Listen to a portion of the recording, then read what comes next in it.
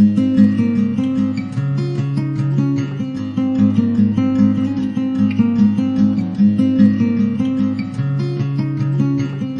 engine and two wheels and a ton of fun. Pop the clutch and you're off.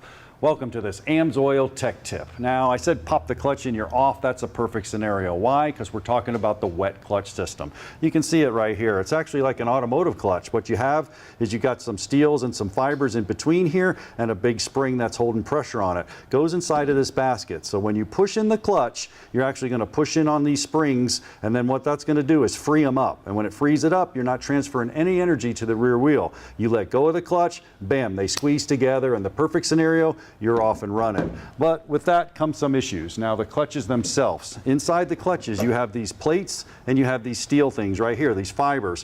And what happens is it starts to wear out over time like this. And fluid plays an important role. But Len, even more important, fluid plays a role in driver feel with that clutch. This is huge. It is a big deal, and we've spent a ton of time testing on this.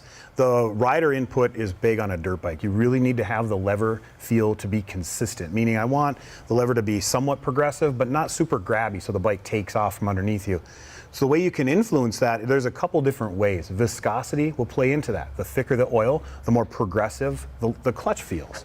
The thinner the oil, the more grabby the clutch will get. It's frictional characteristics that are kind of depicted in this chart.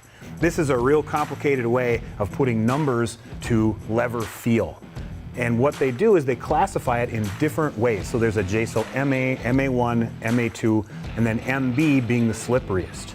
Our dirt bike oil is an MA1. That's a perfect blend of additive and base oil to provide the rider with a consistent lever feel. So what you're saying, if it's really thin, I may be able to slip the clutch a little bit. If it's thick, perhaps I could stall it.